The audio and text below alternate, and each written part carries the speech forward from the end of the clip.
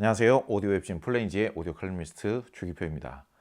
제가 과거에 어떤 영상에서 전통과 유래, 역사와는 무관하게 전 세계 오디오 시장에서 가장 큰 점유율을 차지하고 있고 가장 좋은 네임밸류를 형성을 하고 있는 브랜드들이 대체적으로 역사가 40 몇 년씩 된다라고 설명을 드린 적이 있습니다.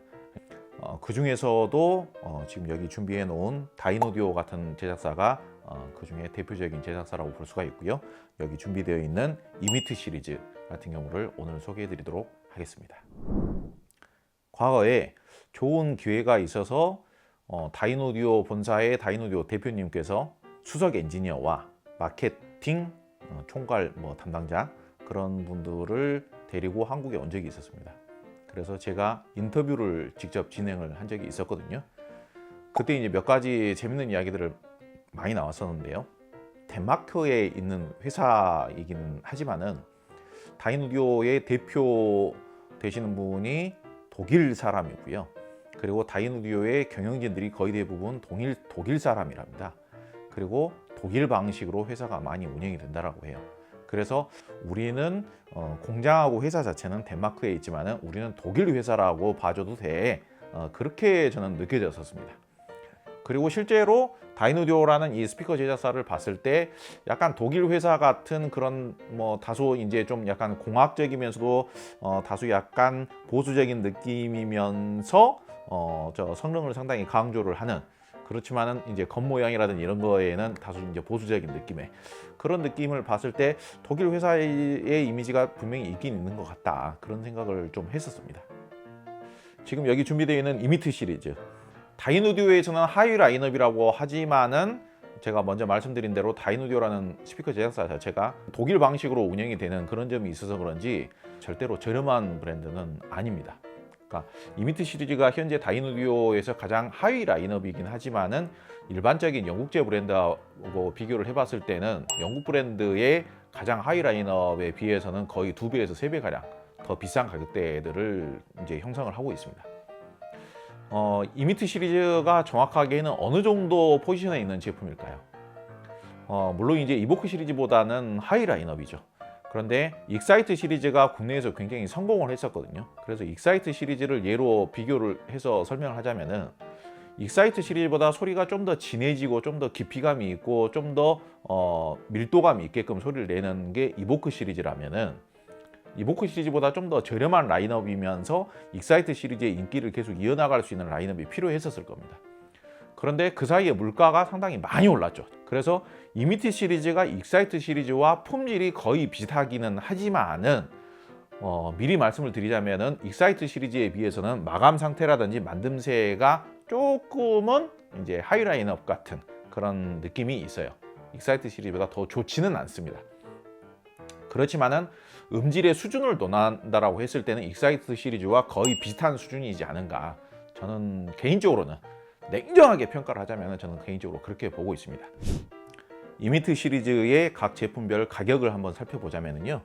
지금 제일 막내 제품이라고 볼 수 있는 이미트 10 같은 경우가 100만 원 초반대에 형성이 되어 있고요.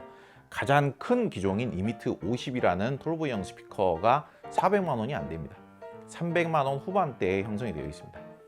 그런데 지금 이 라인업의 구성, 전체적인 구성이라든지 전체적인 사이즈 그리고 여기에 탑재되어 있는 우퍼 유닛의 크기 이런 것들이 현재 현행 모델인 이보크 시리즈와 거의 같아요. 사실상 이미트 시리즈에서 가장 크기가 큰 이미트 50 같은 경우에는 상위 기종인 이보크 50과 크기가 거의 비슷합니다. 근데 이제 이보크 시리즈는 전면 배풀이 좀 더 넓으면서 뒤로 갈수록 배풀이 작아지는 형태라면은 얘네들은 반듯반듯하게 그냥 네모나게 생긴 형태라는 게 좀 다르긴 하죠. 그런데 전체적인 크기가 같고 그리고 이제 이 우퍼 유닛의 사이즈가 같다라는 측면으로 봤을 때에는 소리의 풍부함이라든지 소리의 스케일감이라든지 소리가 깊이감이라든지 이런 것들은 거의 비슷하게 나올 수 있지 않느냐라고 물리적으로는 그렇게 평가를 할 수가 있는 거예요. 그러니까 어찌됐든 간에 전체적인 만듦새, 마감, 그리고 이제 투입되어 있는 부품 이런 것들이 세부적으로 약간씩 다르기 때문에 상위 기종인 이보크 시리즈가 훨씬 더 비싸긴 하지만은 크기가 똑같은데 가격이 훨씬 더 저렴하다는 점은 상당히 높게 평가할 만합니다. 이미트 10 같은 경우에도 지금 인터넷 최저 가격이 130만 원대 지금 형성이 되어 있거든요. 근데 다이노디오 치고는 상당히 좋은 가격으로 지금 유통이 되고 있다, 판매가 되고 있다. 저는 그렇게 평가를 합니다. 기술적인 측면에서 설명을 드리자면은 설명할 거는 많이 있습니다. 과거 익사이트 시리즈에 비해서 뭐가 달라졌는가 이야기를 하자면은 이 드라이버 유닛 같은 경우는 전부 다 새로 개발이 된 것들이거든요. 이 트위터부가 앞뒤로 진동을 하면서 왜곡을 적게 하기 위한 안쪽에 헥시스라고 해가지고 거미줄 모양으로 뭔가 받치고 있는 그런 기술이 투입이 되었다고 하거나, 전체적인 유닛 같은 경우에도 트위터 유닛 같은 경우에도 과거에는 에소텍 트위터를 사용을 했다라면은 최근에는 새로 개발된 세로타 트위터를 탑재를 하고 있습니다. 그런데 물론 이제 그 다이노디오에서 제작한 드라이버 유닛 자체가 전 세계적으로 굉장히 성능이 좋다라는 것은 정평이 있죠. 카오디오 시장에서도 최고로 인정을 받고 있고요. 이미트 50 같은 경우도 보면 우퍼 유닛하고는 별개로 미드레인지 유닛 같은 경우에는 새로 개발을 한 겁니다. 그리고 우퍼 유닛도 다 새로 개발을 한 건데 상당히 고성능화에 성공을 했다라고 하고요. 그리고 이제 트렌드라는 게 있죠. 현재의 트렌드라는 것은 그래도 어찌됐든 과거에 비해서는 소리가 좀 더 기민하고 빠르면서 고해상도의 입체감 있는 그런 사운드를 좀 더 잘 내줘야 돼요. 왜 그러면 요즘 시대라는 게 유튜브의 시대이자 넷플릭스의 시대이자 스트리밍의 시대이기 때문에 소스의 질 자체가 약간 떨어졌기 때문에 스피커 자체에서 반응력이 좀 더 좋아져야 되는 그런 것들이 과거에 비해서 더 필요해진 거거든요. 그런 트렌드들이 반영이 되어서 이렇게 새로운 드라이버 유닛들을 개발을 했다. 그런데 다이노디오라는 회사 자체가 그 운영을 하는 사람들이 프라이드가 굉장히 강합니다. 프라이드가 왜 강하느냐? 전 세계에서 사실상 다이노디오만큼 드라이버 유닛을 대량으로 생산하고 고성능 드라이버 유닛을 잘 생산하는 회사가 흔치 않죠. 거의 다섯 손가락 안에 꼽을 정도죠. 그런데 오디오를 꽤 많이 해보신 분들이라면 잘 아실 겁니다. 스카닝이라는 드라이버 유닛이 있죠. 엄밀하게 따지면 브랜드 이름은 오디오 테크놀로지라는 회사의 유명 드라이버 유닛들의 이름 자체가 스카닝이라고 부릅니다. 그런데 이 스카닝이라는 이름 자체가 다이노디오 설립자의 이름이기도 합니다. 저는 그분을 만나보지는 못했습니다만은 제 개인적인 느낌으로 보자면은 현존하는 인류 역사상 스피커의 가장 핵심 부품이라고 할 수 있는 이 드라이버 유닛에 대한 제작 기술, 개발 능력, 설계 능력에 있어서는 그 스카닝이라는 사람이 가장 독보적이지 않은가, 가장 뛰어나지 않은가, 그렇다고도 해볼 수 있을 것 같아요. 그래서 그 스카닝 유닛, 드라이버 유닛들을 생김새를 보면은요, 다이노디오하고 거의 비슷하게 생겼습니다. 다이노디오하고 많이 비슷하게 생겼어요. 그래서 제 개인적인 느낌으로 생각을 하자면은 스카닝은 정말 그 초과 하이엔드 제품에만 탑재를 하기 위한 특주 제품이라고 보면 될 것 같고요. 그리고 그 기술이 거의 비슷하게 탑재가 되었지만은 대량으로 양산을 해서 좀 더 저렴하게 판매를 할 수 있는 브랜드가 다이노디오의 이 부품들이지 않은가. 그러다 보니까 다이노디오의 이 드라이브 유닛이 워낙에 고성능이고, 그리고 이 스카닝이라는 분이 또 이제 설계를 과거부터 해왔고, 그리고 그런 기술들이 또 축적이 되어 있고, 그러다 보니까 이 다이노디오라는 회사가 워낙 프라이드가 강하지 않은가. 그리고 그 프라이드를 지키기 위해서 굉장히 연구 개발을 많이 하고 있고요. 그때 인터뷰를 할 때 그 사람들이 굉장히 자랑스럽게 이야기를 했던 것들 중에 하나가 뭐냐면요, 자기네들은 전 세계 어떤 스피커 부품들이라고 하더라도 다 갖추고 있으면서 회의실에서 회의를 해보고 바로 옆 건물에 공장이 있는데 바로 옆 건물로 이동을 해가지고 공장에서 바로 조립을 해가지고 바로 테스트를 그날 실천을 할 수가 있다. 그것도 굉장히 자랑스럽게 이야기를 하더라고요. 근데 그 정도 규모로 다양한 부품들을 현장에서 바로 갖추고 있으면서 바로 옆에서 조립을 해서 바로 테스트를, 이렇게 비교 테스트를 해본다 라고 할 수 있는 그런 연구 개발 시설을 갖추고 있는 스피커 제작사가 전 세계적으로 그다지 많지가 않답니다.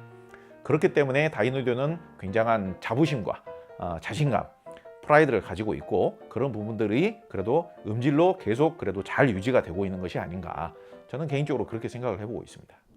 제품에 대해서 기술적인 면이라든지 브랜드에 대한 역사, 유래, 이런 부분들도 상당히 중요하다고 하겠습니다만은, 가장 중요한 것은 품질, 그리고 경쟁력, 그리고 가격 대비 얼마만큼 살만한가, 구매를 할 만한가, 그런 부분이겠죠. 제가 제품 테스트를 해보고 느낀 점이라면요, 확실히 다이노디오는 다이노디오다운 음질이 있습니다. 시장 내에서, 오디오 시장에서 비슷한 가격대에서 비슷한 사이즈의 다이노디오 같은 음을 낼 수 있는 스피커가 그다지 많지 않더라. 이게 중요한 겁니다. 엄밀히 따지면 다이노디오는 천상 실크돔 트위터만 활용을 하고 있죠. 그리고 이 드라이버 유닛들은 전부 다 다이노디오에서 직접 개발을 한 거고요. 제가 그 사람들 만났을 때 제가 궁금한 점들을 많이 물어봤었는데요. 왜 너네 상위 제품에다가 그 신소재를 왜 투입을 안 하니? 그렇게 물어봤었거든요. 자기네들도 다 테스트를 해봤대요. 뭐 베릴륨 트위터도 갖다 테스트를 해보고, 뭐 다이아몬드도 갖다가 테스트를 해보고, 뭐 리본 트위터도 갖다 테스트를 해보고, 세라믹도 갖다 테스트를 해보고 다 해봤는데, 아무리 테스트를 해봐도 자기네들이 직접 만든 실크돔 트위터가 가장 이상적이다라고 생각을 하더라 이겁니다.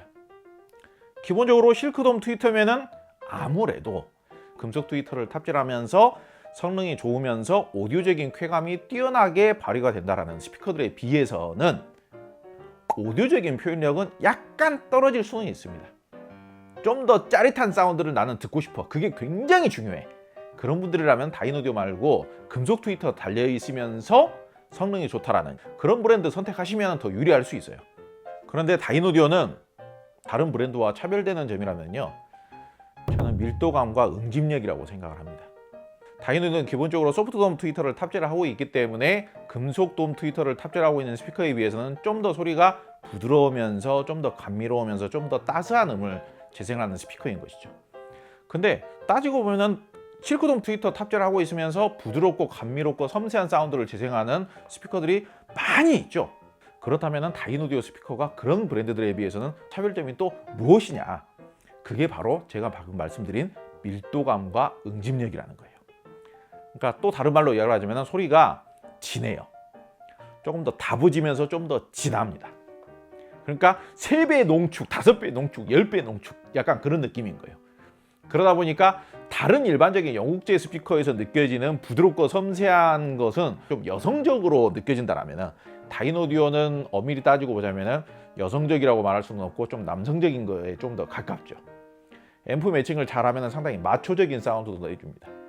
특히 이 다이노디오가 재생하는 저음의 느낌이라는 것은 앰프를 잘 매칭을 하시면은요, 거의 뭐 복싱 선수의 어퍼컷 같은, 복싱 선수의 라이트 레프트 훅 같은 그런 강력한 저음도 굉장히 잘 내줍니다. 다른 일반적인 부드럽고 섬세하다라는 성향의 스피커들은 저음이 그렇게 강하지는 않죠. 근데 다이노디오는 부드럽고 섬세하면서도 매우 농밀하면서도 진한 사운드도 재생을 하지만은 저음의 그 텐션감, 저음의 중량감, 저음의 응집력 이런 것까지도 상당히 다부지게 좋게 표현할 수 있는 스피커가 다이노디오입니다. 그래서 다이노디오의 좀 힘이 좋은 앰프, 성능이 좋은 앰프를 물리면은요, 심지어는 다이노디오 스피커는 약간 올라운드적인 성향으로 느껴지기도 합니다. 앰프를 좀 약한 앰프를 물리신 분들이 일반 커뮤니티 사이트라든지 아니면은 뭐 저 오디오를 이미 먼저 해보신 분들에게 여쭤보시면 다이노디오는 부드럽고 감미로운 사운드를 재생하는 스피커야, 그렇게 말씀하시는 분들이 많이 계실 거예요. 그런데 똑같은 조건의 앰프를 좀 약간 세게 그런 앰프를 물리면은요, 전형적인 고성능 이미지이면서도 다부지고 중립적이면서 올라운드적인 그런 소리를 재생을 하는 게 다이노디오입니다. 그런데 문제는 뭐냐? 구동이 어려워요. 구동이. 다이노디오 스피커가 구동이 상당히 어렵습니다. 그러다 보니까 앰프를 좀 잘 물리면은 상당히 올라운드적이면서도 마초적인 사운드도 잘 재생을 해주는데, 앰프를 약하게 물리다 보니까 다이노디오의 사운드가 약간 흐리멍텅하고 약간 답답한 사운드를 내기도 한다, 이렇게 이야기하시는 분들이 커뮤니티 사이트나 이런 곳에 종종 계시는 거예요. 근데 그거는 앰프를 좀 너무 약하게 물리거나 앰프 매칭을 잘 못해서 그러는 거고요. 다이노디오 스피커는 기본적인 성향 자체는 상당히 고성능인 게 맞습니다. 그렇다면 에미트 시리즈는 그런 다이노디오의 사운드를 어느 정도 가지고 있는 것인가? 다행히도 다이노디오의 그런 기본적인 성향 자체를 상당 부분 그래도 가지고 있어요. 제가 에미트 시리즈를 제대로 사용을 해보기 전에는 에미트 시리즈가 제일 처음에 나왔을 때는 디자인이 좀 가벼운 느낌이었어요. 이런 하얀색 톤의 깔끔한 디자인이 좀 더 부각이 되다 보니까, 그리고 구동이 쉬워지면서 중고음이 좀 더 잘 나온다라고 하니까 소리 성향이 좀 가볍겠구나, 그렇게 제 나름대로는 지레짐작을 했었는데, 이번에 좀 더 집중적으로 테스트를 해보니까 그래도 과거의 익사이트 시리즈나 지금 현행 상위 기종인 이보크 시리즈의 매력을 상당 부분 가지고 있다. 그리고 구동이 쉬워진 것도 분명히 장점이거든요. 이 정도 가격대의 스피커를 구매하셔가지고 합리적인 가격선에 앰프를 매칭을 해서 오디오 좋은 사운드를 만들고자 하시는 분들 입장에서는 당연히 장점입니다. 앰프를 그렇게 고가 제품을 매칭하지 않더라도 다이노디오 특유의 뭔가 진한 사운드, 중저음의 응집력, 그리고 중저음, 중음과 저음 사이의 그 특유의 소리의 밀도감, 그런 것들을 어느 정도 유지를 하고 있으면서도 중고음은 답답하지 않게끔 상당히 상쾌하면서도 발랄하게, 경쾌하게 나와준다는 측면에서 상당히 저는 음악을 재밌게 들을 수 있었습니다. 상위 기종인 이보크 시리즈와 비교를 하자면은 소리의 두께감이나 소리의 진한 느낌, 이보크 시리즈에 한 40% 정도 나와주고 있다라고 저는 생각을 해요. 근데 이보크 시리즈의 100%까지 나와줘야 되는 게 무조건 좋은 음질이냐, 그렇게 생각하실 필요는 없습니다. 그러니까 소리의 진한 느낌이 좀 더 빠졌다라고 해서 음질이 나빠진 게 아닌 겁니다. 근데 다만 이보크 시리즈보다는 살짝 가벼운 거는 사실이죠. 그렇지만은 이보크 시리즈에 비해서 앰프를 약하게 매칭을 하더라도 중음의 느낌, 중음이 좀 더 이렇게 산뜻 발랄하게 이렇게 쫙 펼쳐지면서 소리가 답답하지 않은 느낌. 그러면서도 다이노디오 특유의 이 실크돔 트위터에서 재생이 되는 특유의 그 소리의 밀도감과 소리의 감미로움과 소리의 매끄러움과 적절한 그런 바디감 같은 게 있습니다. 핵심적으로 오늘 영상에서 가장 중요한 부분은 제가 방금 말씀드린 그 부분입니다. 그렇기 때문에 이 이미트 시리즈가 소리가 즐겁다 이거예요. 오디오라는 취미 생활 자체를 뭔가 다른 사운드를 듣기 위해서 하시는 분들 입장에서는 다이노디오 특유의 사운드도 나와주면서 다루기가 쉬우면서 답답하지 않은 사운드도 잘 나와주더라 이거예요. 그렇기 때문에 이미트 시리즈를 칭찬할 수 있는 것입니다. 추가적으로 설명을 드리자면요, 이미트 시리즈의 라인업에 대해서 제가 설명을 드리고 있는 건데 가장 큰 차이점은 이 우퍼 유닛의 사이즈에 따른 음질 특성이 꽤 다릅니다. 지금 이미트 20과 이미트 50 같은 경우에는 180mm짜리 우퍼 유닛을 사용을 하고요. 지금 얘네들 같은 경우 이미트 10과 이미트 30인가요? 지금 이 슬림한 제품들 같은 경우에는 아마 뭐 150mm인가 그럴 겁니다. 그러니까 한 5.25인치 정도 되는 거고, 얘네들 같은 경우는 한 6.8인치, 7.1인치 그 정도 되는 것이죠. 그런데 오히려 앰프가 좀 약할 때는 이 우퍼 유닛이 큰 애들이 오히려 저음의 밀도감이 더 떨어져요. 소리가 약간 산뜻 발랄하게 오히려 더 나옵니다. 대신에 소리는 좀 더 화사하고 입체적으로 넓게 이렇게 펼쳐지는 느낌은 있어요. 저음이 밀도감 있게 나오게 하려면 앰프를 얘네들도 제법 세게 매칭을 해야 되는데, 그런데 저는 상당히 좀 이색적인 느낌이었다라면은 이 우퍼 유닛이 작은 우퍼 유닛이 탑재된 스피커들 있지 않습니까? 이미트 10이라든지 이미트 30 같은 경우에는 앰프가 그다지 고가 앰프가 아니더라도요, 다이노디오 특유의 그 굉장히 다부진 사운드가 되게 잘 나와줘요. 그러니까 우퍼 유닛이 큰 모델과 작은 모델 간의 음질 특성이 꽤 큰 겁니다. 앰프를 좀 약하게 매칭을 했을 때는요. 저는 이 이미트 30 같은 경우도 그렇고 이미트 10 같은 경우도 그렇고요. 아직 다이노디오의 사운드를 안 들어보신 분들, 그런데 다이노디오의 사운드를 그다지 비싸지 않은 앰프와 매칭을 해서 좀 만들어 보고자 하시는 분들에게는 굉장히 적극 추천을 드리고 싶습니다. 오디오에 있어서 분명히 소리가 쉽게 잘 나온다라는 것은 단점이라기보다는 장점입니다. 특히 제가 개인적으로는 그런 부분들을 상당히 강조를 많이 합니다. 구동이 쉬운 스피커가 좋은 스피커다. 구동이 쉬워야만 소비자분들께서 좀 더 좋은 음질을 더 잘 만들어낼 수가 있고 좋은 음질을 좀 더 많이 누리실 수가 있다. 그런 측면에서 저는 구동이 쉬우면서 소리가 쉽게 잘 나와주는 스피커를 좀 더 많이 추천을 드리고 싶습니다. 그런데 구동이 쉬워지고 소리가 쉽게 잘 나와준다고 해서 소리 성향이 너무 가벼워진다거나 소리 성향이 너무 얇아진다거나 소리 성향이 좀 차가워진다거나 그러면은 확실히 단점이라고 봐야겠죠.